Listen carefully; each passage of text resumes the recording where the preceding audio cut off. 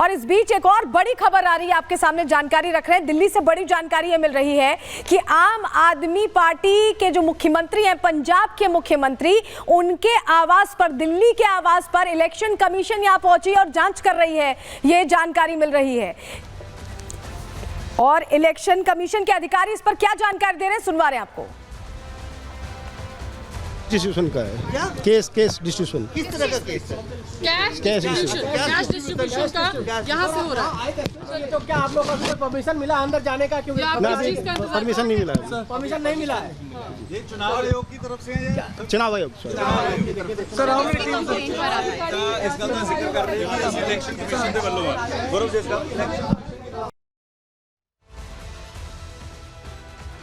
बता दीजिए क्या प्लीज। केस डिस्ट्रीब्यूशन का कंप्लेंट है, केस यहाँ बांटा जा रहा है, इसका कंप्लेंट है। किस चीज की कंप्लेंट है? किस चीज की कंप्लेंट? सी विजिल से हमें कंप्लेंट मिली है कि यहाँ पर केस बांटा जा रहा है। किसी का नाम है? किसी का नाम नहीं है, सी विजिल से कंप्लेंट मिली है। प्लीज, बाहर ही खड़े हैं आप लोग? वो वेट कर रहे हैं परमिशन का, अपने DIG से परमिशन ले रहे हैं। ठीक,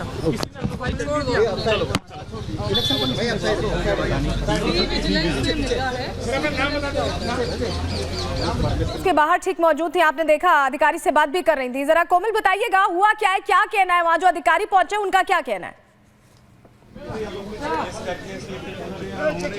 जी, मैं इस वक्त यहाँ पर मौजूद हूँ और जो AC के अधिकारी हैं वो साफ तौर पर ये बता रहे हैं कि यहाँ पर कैश डिस्ट्रीब्यूशन का जो है वो कंप्लेंट हुई थी, जिसको लेकर अब वो यहाँ पर पहुँचे हुए हैं और ये बाहर ही वेट कर रहे हैं अंदर जाने का कि परमिशन जब आएगी तो ये लोग यानी जो अधिकारी हैं वो अंदर जाएंगे और पूछताछ करेंगे। क्योंकि कल आपको बता दें कि पंजाब भवन के सामने जो कोपरनिकस मार्ग है वहाँ पर एक संदिग्ध गाड़ी खड़ी थी जिस पर जो है पंजाब नंबर था और उस पर पंजाब सरकार भी लिखा हुआ था, जिसके अंदर आपको बता दें कि शराब और कैश भारी मात्रा में वो जो है बरामद किया गया था। और उसके बाद से लगातार EC को कंप्लेंट की गई थी और लगातार आपको बता दें BJP ने भी कंप्लेंट की। BJP ने कई सारी वीडियोस भी जारी की जिसमें ये दिखाया गया कि भारी मात्रा में पंजाब की तरफ से जो है वो शराबें बरामद हुई हैं, कैश बरामद हुआ है और उससे लेकर अब यहाँ पर EC पहुंची हुई है और लगातार पूछताछ कर रही है। लेकिन अभी फिलहाल अंदर कुछ अधिकारी जो है EC के वो जांच कर रहे हैं। ठीक है कोमल, तो देखिए इस पर हमारी नजर है क्योंकि लगातार अपडेट यहाँ पर आ रहा है, इस पर हमारी नजर रहेगी। फिलहाल इलेक्शन कमीशन के जो अधिकारी हैं वो बाहर इंतजार कर रहे हैं और ये कनेक्शन उस गाड़ी से सामने आ रहा है, शिकायतों से सामने आ रहा है जो पंजाब नंबर की एक गाड़ी मिली थी। और काजल, बहुत शुक्रिया जुड़ने के लिए और जानकारियां देने के लिए। लेकिन अब जरा आपको बताते हैं, क्योंकि इलेक्शन कमीशन ने यमुना मामले को लेकर कई प्रश्न पूछे, तो ऐसे में अरविंद केजरीवाल फिर से मैदान में आए और फिर से उन्होंने वही थ्योरी सामने रखी है। सुनिए जरा। ECI राजनीति कर रहा है। क्यों? क्योंकि राजीव कुमार को पोस्ट रिटायरमेंट 28 फरवरी को पोस्ट रिटायरमेंट उनको नौकरी चाहिए। जितना कबाड़ा राजीव कुमार जी ने इलेक्शन कमीशन का किया है, मुझे लगता नहीं कि भारत के इतिहास में इलेक्शन कमीशन का इतना कभी कबाड़ा हुआ है। मुझे पता है ये 2 दिन के अंदर मुझे जेल में डालेंगे, डाल दे मुझे जेल के अंदर। जिस तरह की आज भाषा उन्होंने इलेक्शन कमीशन ने लिखी है, ये इलेक्शन कमीशन का काम नहीं है। अगर राजनीति करनी है, राजीव कुमार लड़ने एक सीट से दिल्ली की किसी विधानसभा से। खुलेआम दिल्ली के अंदर गुंडागर्दी मची पड़ी है, खुलेआम पैसे बांटे जा रहे हैं, खुलेआम चादरें बांटी जा रही हैं। इस किस्म का चुनाव इस देश की जनता ने कभी देखा ही नहीं था। ये मुद्दा कुछ दिन पहले उठाया। मुद्दा क्यों उठाया? हम बेबस थे उठाने के लिए। तो आतिशी जी ने नायब सैनी जी को फोन किया, 1 बार किया, 2 बार किया, 3 बार किया, 4 बार किया। उनसे रिक्वेस्ट की कि अमोनिया का लेवल बहुत बढ़ रहा है, इसको प्लीज कम करवाइए। दिल्ली के अंदर लोगों के लिए जान का खतरा बना हुआ है, हेल्थ हैजर्ड है। नायब सैनी जी 1 बार फोन पे आए, 2 बार आए, 3 बार आए। उन्होंने कहा कि हाँ मैं कुछ करता हूँ, हाँ मैं कुछ करता हूँ, लेकिन उन्होंने कुछ नहीं किया। और उसके बाद उन्होंने आतिशी जी के फोन अटेंड करने बंद कर दिए। तो देखिए अभी एक और कहानी है कि आतिशी के फोन अटेंड करने बंद कर दिए नायब सिंह सैनी ने, बार बार प्रश्न पूछा गया तो। लेकिन इस बीच ऐसा लग रहा है कि आम आदमी पार्टी अपनी वही इमेज फिर से हासिल करना चाहती है। यमुना के मुद्दे पर भी वादा पूरा ना होने के बावजूद ये बताना चाहती है कि उन्होंने पुरजोर कोशिश की, वो सच्चे हैं, वो बता रहे हैं कि उन्होंने कोशिश की, कोशिश पूरी नहीं हुई। खलल चाहे कोविड ने डाली हो, खलल चाहे हरियाणा सरकार ने डाली हो, लेकिन वो सीधे सच्चे कट्टर ईमानदार है। लेकिन जनता के सामने क्या ये वाला नैरेटिव चलने वाला है?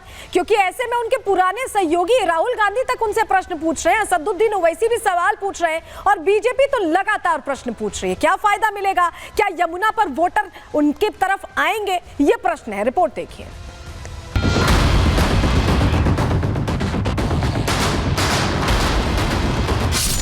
आम आदमी पार्टी ने जब यमुना के जल में जहर मिलाने का दावा किया तो दिल्ली की सियासत में जलजला आ गया।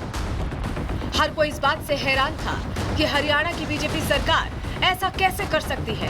विवाद बढ़ा तो हरियाणा के सीएम सैनी ने खुद यमुना के जल से आचमन किया और केजरीवाल के झूठ को जग जाहिर कर दिया। हरियाणा स्वच्छ और शुद्ध जल वो दिल्ली को दे रहा है, परंतु अपनी स्वार्थ राजनीति स्वार्थ सिद्धि के लिए कोई भी मुंह में आए वो आरोप लगा दे, ये आरोप असहनीय है। यमुना में जहर मिलाने के केजरीवाल के आरोपों पर बीजेपी ने भी पलटवार किया। बीजेपी ने साफ शब्दों में कहा कि केजरीवाल यमुना को साफ नहीं कर पाए, इसलिए हरियाणा पर आरोप लगाकर खुद को बचाना चाहते हैं। उन्होंने जिस प्रकार का ओछा बयान दिया था, अब वो कितना भी प्रयास कर लें उसका समाधान निकलने वाला नहीं। माननीय प्रधानमंत्री जी ने कल क्या कहा अपने वक्तव्य में? आप क्या कहने का प्रयास कर रहे हैं कि हरियाणा से कोई जान के जहर मिला पानी दिया जा रहा था? क्या दिल्ली में और कोई नहीं रहता है आम आदमी पार्टी समर्थकों के अलावा? इन भ्रष्टाचारी दलों से निजात पानी जरूरी है, क्योंकि दिल्ली को विकास चाहिए। दिल्ली में विकास के काम रोकने वालों को अब दिल्ली से बाहर करने का समय आ गया। यमुना में जहर मिलाने के आरोपों पर कांग्रेस सांसद राहुल गांधी और AIMIM चीफ असदुद्दीन ओवैसी ने भी केजरीवाल पर प्रहार किया। केजरीवाल जी ने कहा था यमुना में मैं स्नान करूंगा और यमुना जी का पानी पीऊंगा। 5 साल हो गए, आज तक केजरीवाल जी ने यमुना का पानी नहीं पिया है। आपको गंदा पानी पीना पड़ता है, मगर केजरीवाल जी शीश महल में रहते हैं, साफ सुथरा पानी पीते हैं और आपको झूठे बयान करते हैं। केजरीवाल बोल रहे हैं जहर आ रहा है हरियाणा से, मैं कैसा पिलाऊं मुस्तफाबाद की जनता को। हम केजरीवाल से पूछना चाह रहे हैं, तुम ये जहर पीकर बीमार पड़े या नहीं पड़े, हमको बताओ प्रूफ। दिल्ली चुनावों में यमुना का पानी बड़ा मुद्दा बन गया है। केजरीवाल ने पहले यमुना की सफाई पर माफी मांगी और फिर यमुना में जहर मिलाने के आरोप लगाकर विवाद खड़ा कर दिया। अब वही विवाद आम आदमी पार्टी के लिए सरदर्द बनता जा रहा है। बीजेपी ने इस मुद्दे पर केजरीवाल की चौतरफा घेरेबंदी कर दी है। ऐसे में अब सवाल यह है कि क्या केजरीवाल यमुना में जहर मिलाने का सबूत दे पाएंगे या फिर चुनावी फायदे के लिए उन्होंने यमुना में जहर वाला आरोप लगाया है। Bureau report, Republic Bharat. देखिए, सबूत तो देना पड़ेगा अरविंद केजरीवाल को और इसके लिए कल तक का समय उन्हें दिया गया है चुनाव आयोग की तरफ से, क्योंकि प्रश्नों की जो पूरी लिस्ट है 5 प्रश्नों की लिस्ट भेजी जा चुकी है। लेकिन इसके बावजूद जब चौतरफा हमला हो रहा है, अमित शाह ने भी हमला किया और बड़े चेहरों ने भी प्रश्न पूछे, तो अरविंद केजरीवाल फिर से अब एक नई बात कह रहे हैं। क्या कह रहे हैं, सुनिए जरा। पिछले दिनों कुछ लोग मेरे से मिलने आए। मैंने पूछा किसे वोट दोगे? बोले कांग्रेस को। मैंने कहा क्यों? कांग्रेस का तो दिल्ली में कुछ बचा ही नहीं है। तो बोले जी बरसों से कांग्रेस ही हैं, बरसों से पंजे का बटन दबाया तो आदत सी पड़ गई है। उन्होंने कहा कि उन्हें पता है कि कांग्रेस की दिल्ली में एक भी सीट नहीं आने वाली, पर आदत से मजबूर हैं। लेकिन वो काफ़ी दुखी थे। बोले आज की कांग्रेस वो नहीं रही जो पहले की थी। अब तो इनके नेता आपस में ही लड़ते रहते हैं। कांग्रेस दिल्ली में एक भी सीट जीतने के लिए नहीं लड़ रही है, केवल आम आदमी पार्टी को हराने के लिए बीजेपी के साथ मिलकर लड़ रही है। अब देखिए, जो पहले पुराने सहयोगी हुआ करते थे, अब उनको कह रहे हैं कि बीजेपी के साथ जीतने के लिए लड़ रही है, बीजेपी को जिताने के लिए लड़ रही है। इस तरह की बातें अब आम आदमी पार्टी की तरफ से, अरविंद केजरीवाल की तरफ से कही जा रही, क्योंकि कांग्रेस ने भी चुनौती दे दी है कि यमुना का पानी आप पीकर दिखाइए। लेकिन इस बीच जरा आपको तस्वीर दूसरी दिखाते हैं। ये यमुना पर तो राजनीति हो ही रही है। ये तस्वीर देखिए, ये जो कैश आप देख रहे हैं ये गाड़ी से मिला है और ये कल रात की तस्वीर है और गड्डियां ही गड्डियां आप यहां देखेंगे कार में मिली है जो दिख रही हैं। कल रात में ये कैश मिला है और इसके अलावा सिर्फ कैश नहीं था इस गाड़ी में। अगली तस्वीर देखिए, अगली तस्वीर अगर हम आपको दिखाएं तो ये देखिए, ये कार्टन में शराब की बोतलें हैं और 1-2 कार्टन नहीं, कई कार्टन हैं।